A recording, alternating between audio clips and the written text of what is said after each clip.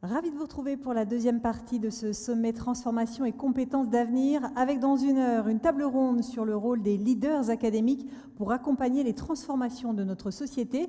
Mais avant cela, bien sûr, nous reprenons nos séquences Transfo Skills avec, pour commencer, le groupe Airbus. Thierry Baril, directeur général des ressources humaines, et Catherine Gestin, exécutive vice-présidente Digital et Information Management. Ils sont interrogés par Flore Ségalen et Thierry Happ.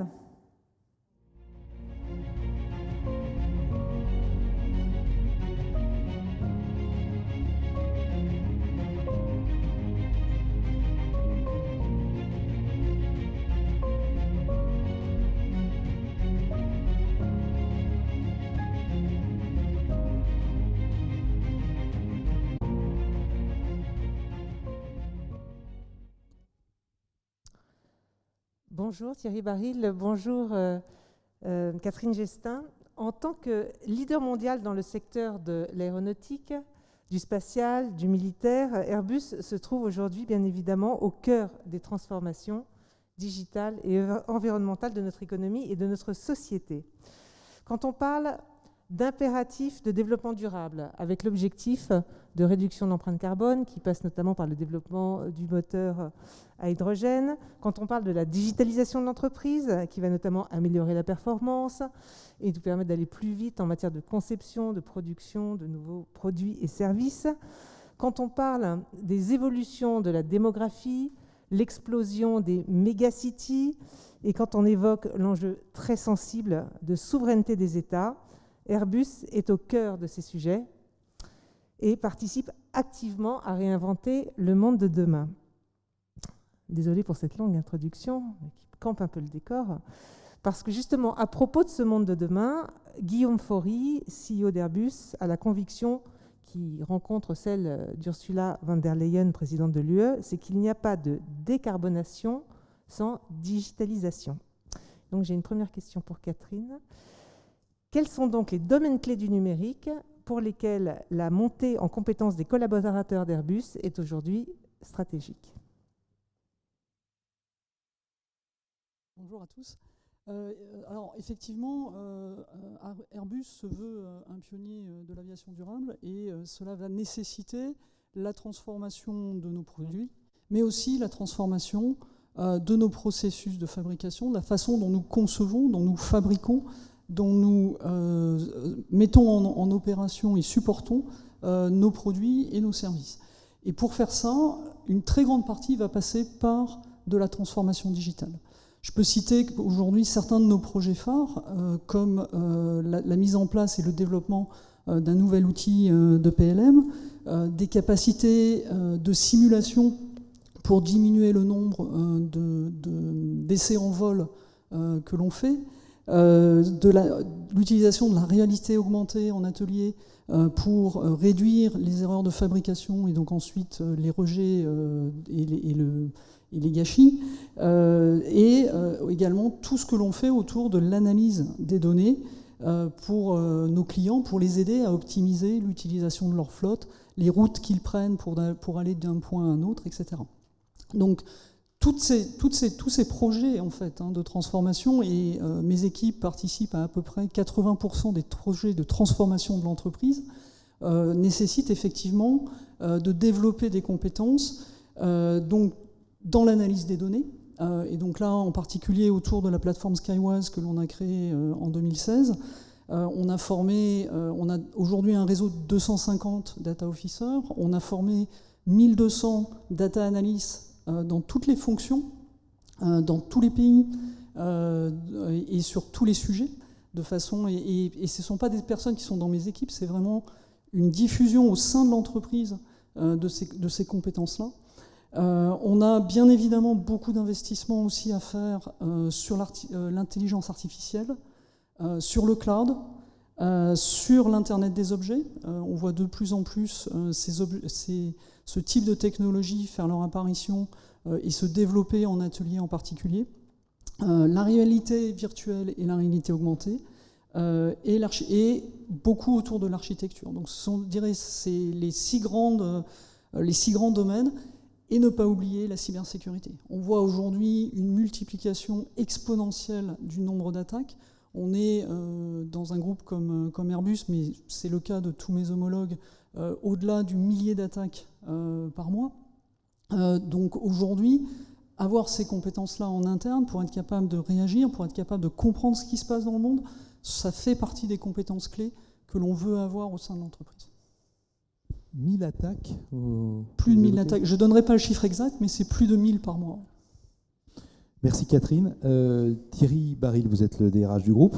Alors, quand on a préparé cette interview, nous avez dit, notre secteur d'activité, nous vivons un moment historique. Et vous avez rajouté, nous sommes en train de réinventer le monde de demain. Alors, comment vous faites pour préparer l'ensemble des collaborateurs du groupe, parce qu'en plus vous êtes un groupe international, vous êtes un des piliers européens, c'est une vraie locomotive Airbus française, européenne, internationale. Enfin, un avion plus une locomotive.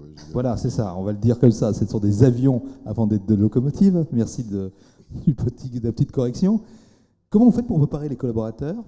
J'allais dire, pas simplement au passage au moteur à hydrogène, on peut comprendre que technologie c'est un saut quantique, mais à toutes ces transformations qui se font au jour le jour et qui nécessitent ces compétences, fameuses compétences transversales dont on a parlé ce matin dans notre étude. Comment vous préparez pour préparer ces transformations, qu'elles soient numériques, environnementales comme vous l'évoquiez, voire sociétales ? Merci Thierry, bonjour à tous. D'abord, j'ai envie de dire que je suis ravi de pouvoir intervenir aux côtés de Catherine, qui a pris ses nouvelles responsabilités cet été au sein d'Airbus. Et vous allez tous découvrir qu'elle est extrêmement compétente et en plus très sympa. Donc voilà, je tenais à le dire en ouverture. C'est ça aussi Airbus, c'est que nous sommes une entreprise qui est passionnée par les humains. Et nous avons, après une période qui a été quand même très compliquée, plus que compliquée, les 2 dernières années ont été quand même terribles pour le monde de l'aéronautique en général, nous sommes en train de préparer la relance. Et effectivement, donc il y a une forme d'enthousiasme. Espérons juste que la pandémie qui nous occupe ne crée pas trop d'impact négatif à nouveau. Alors c'est vrai que je me souviens avoir fait cette petite déclaration que Thierry vient de rappeler. Alors ça paraît présomptueux, mais en même temps, c'est l'expression d'un enthousiasme en fait. C'est vrai que l'on pense que nous sommes à un moment historique, au moment où nous parlons, et à un moment d'opportunité. Et une crise, nous venons de la vivre, cette crise, elle a été quand même très compliquée. Il a fallu notamment adapter nos effectifs, il a fallu repositionner beaucoup de personnes, mais elle génère aussi beaucoup d'opportunités.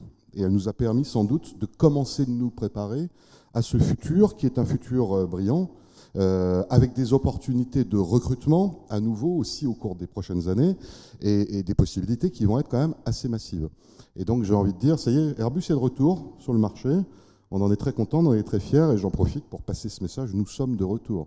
Et on va pouvoir vous faire des propositions pour rejoindre un groupe qui est, vous l'avez compris, passionné, technique, technologique, enthousiaste, avec une grosse expérience très internationale.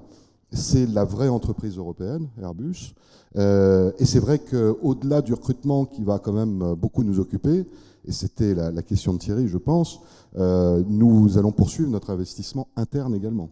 Et c'est vrai que Catherine a précisé il y a un instant l'exemple de la formation de data experts ou data scientists, qui en soi est une très bonne expérience. On développe actuellement un nouveau programme de fonds pour faire de la montée en compétences dans le domaine de l'hydrogène, que Thierry vient de citer, et qui va nous permettre à la fois de mettre à niveau l'ensemble de nos ingénieurs, donc là, à peu près 5000 personnes sur des fondamentaux de l'hydrogène, et puis on lance des programmes beaucoup plus pointus, beaucoup plus conséquents, pour à peu près 600 d'entre eux, qui vont être directement concernés par le développement en fait, des solutions technologiques. Alors les compétences transversales, parce que tout ça c'est assez stratégique en tant que secteur d'activité, mais ce qu'on a compris dans l'étude ce matin et dans les interviews qu'on a pu faire de vous d'ailleurs, c'est qu'on voit bien qu'il y a une histoire pas seulement de technique, de technologie, c'est un sujet d'ouverture comportementale, j'allais dire presque de mindset. Comment préparez-vous les collaborateurs d'Airbus à ces évolutions qui ne vont pas cesser de s'accélérer aujourd'hui ? En fait, en permanence, donc on a beaucoup de sessions dites de awareness, pardon pour le terme anglais, mais d'information générale, de sensibilisation, qui nous permettent, sur des sujets qui sont liés à l'éthique, à la compliance, à la sécurité à la fois humaine ou sécurité des produits, ou à la cybersécurité, de mettre tout le monde à peu près au même niveau. Nous avons même un parcours dit obligatoire en fait, de formation chaque année, avec un certain nombre de trainings qui sont mandatory pour tout le monde, donc qui sont vraiment obligatoires pour tout le monde, et qui nous permettent de faire la mise à niveau. Après, il faut toujours aller plus loin. Et fonction des populations qui nous occupent, on va renforcer les briques de connaissances qui vont être propres en fait, à l'acquisition de connaissances pointues durable. Le développement durable est un sujet en lui-même, puisque la durabilité est un sujet pour l'aéronautique, et vous l'avez cité tous les deux déjà. Alors justement, puisqu'on parle de sujet de développement durable, Flore l'a cité tout à l'heure, Thierry Breton, Ursula von der Leyen et Guillaume Faury, le CEO d'Airbus, insistent sur le fait qu'il n'y aura pas de décarbonation sans digitalisation. Et vous insistez, Catherine, sur l'omniprésence du numérique. Thierry, vous, sur le sujet du fait que chaque collaborateur doit devenir un acteur de la décarbonation.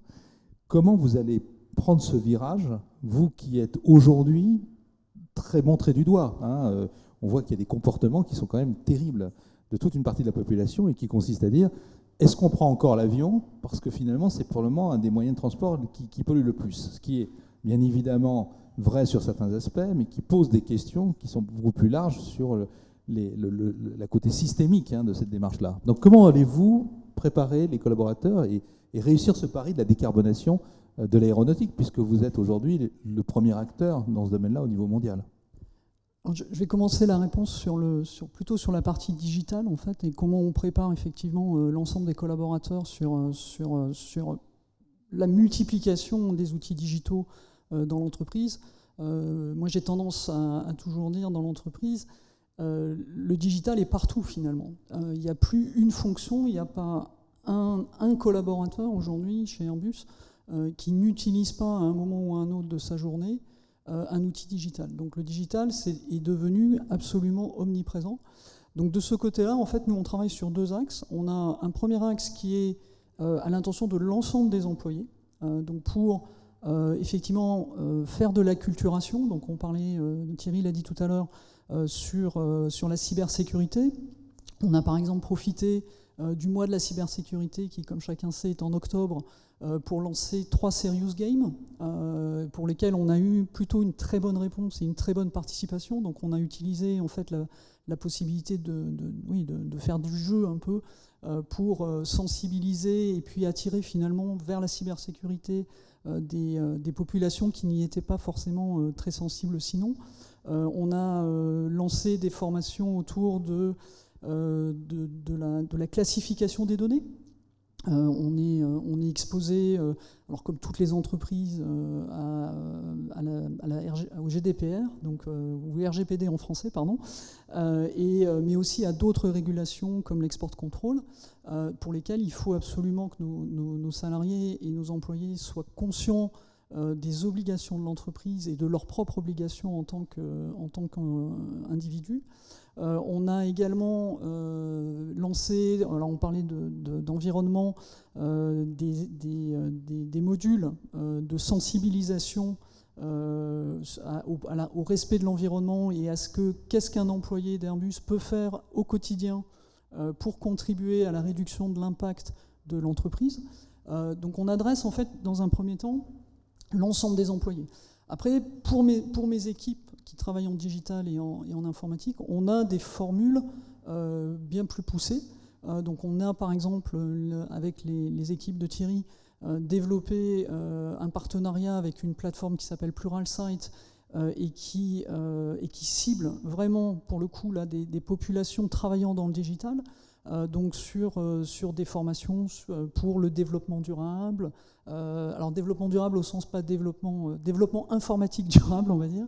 Le coding, voilà, sur le Green IT, entre autres, mais qui font aussi des formations sur le cloud, qui font des formations sur les analytiques, l'artificial intelligence, le PLM, les ERP, SAP, etc. Donc on a accès, il y a 1500 de mes collaborateurs qui ont accès en fait à cette plateforme.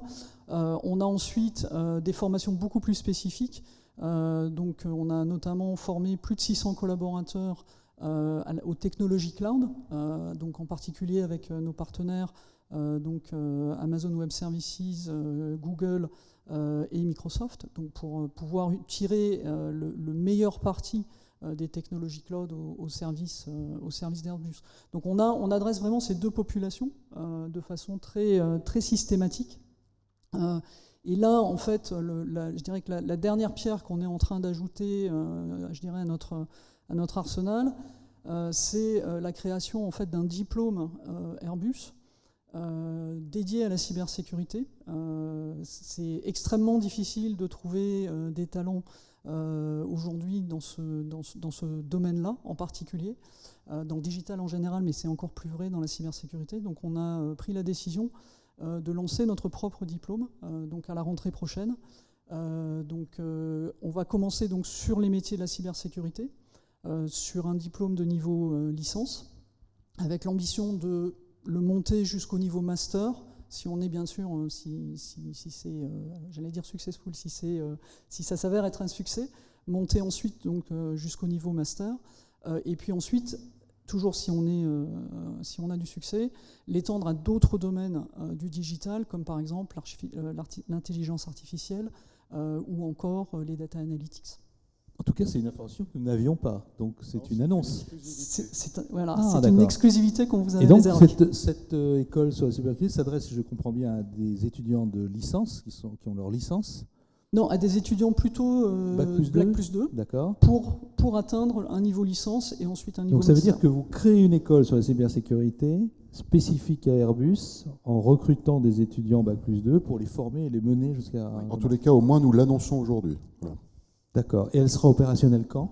En septembre. En septembre. En septembre. Donc Bon. sur un modèle en fait avec de l'apprentissage, donc il y a à la fois à peu près 500 heures d'enseignement, je dirais plus théorique, et ensuite une mise en pratique dans les équipes d'Airbus, dans nos équipes cybersécurité en fait au sein du groupe. Permettre juste pour compléter, Airbus a un peu d'expérience dans les écoles puisqu'on a des lycées Airbus qui nous permettent de former un certain nombre de jeunes jusqu'à des niveaux Bac plus 2 et ingénieurs également en alternance. Et c'est vrai qu'on va aussi capitaliser sur cette expérience qui est acquise depuis des décennies, mais simplement en développant de nouveaux domaines et en partant d'ailleurs sur le développement durable aussi dans un deuxième temps, puisqu'on sait très bien que le sujet sustainability devient tellement important que ça nécessite également de mettre des briques de connaissances dans tout ça. Donc ça veut dire que la pénurie des talents dans le sujet de la cybersécurité est telle que la solution, c'est aussi de former vos propres, avec votre école de formation. Bien sûr. Bon, c'est une belle information en tout cas. Je vous en remercie parce qu'avec Flore, nous n'avions pas cette information, donc on va essayer de la relayer. Et en tout cas, un grand merci pour cette interview. Est-ce que je peux, Thierry, me permettre de faire une toute petite correction parce qu'on parle toujours de la pollution de l'aviation. Je voudrais juste, pardon, c'est important. Non, Airbus n'est pas un pollueur. Airbus et l'ensemble des entreprises du monde aéronautique représentent 2,5% des émissions de CO2 mondiales. Ça ne veut pas dire que nous ne sommes pas engagés pour arriver à l'objectif zéro émission. C'est justement notre objectif. Je me permets parce que c'est vrai qu'il y a je ne voudrais pas qu'on laisse dans l'esprit de tout le monde cette impression que voyager, pouvoir se connecter avec d'autres humains, c'est mal. Non, c'est très bien. Et d'ailleurs, heureusement que l'on a cette connexion. Nous, vous voyez, on offre de la 3D humaine par rapport à la 2D numérique sur des écrans. Alors on en a besoin, et c'est vrai que c'est tout l'objet de notre intervention d'aujourd'hui avec Catherine, mais la 3D humaine, vous voyez, elle est quand même extraordinaire. Ça veut dire que finalement, on utilise même le vocable la technologie pour revenir à l'humain. Voilà. Bon, ce sera le mot de la fin. Merci Catherine, merci Thierry, merci Flore. Avec plaisir. Et on vous souhaite le meilleur pour la suite pour Airbus alors. Merci. Merci. Merci beaucoup.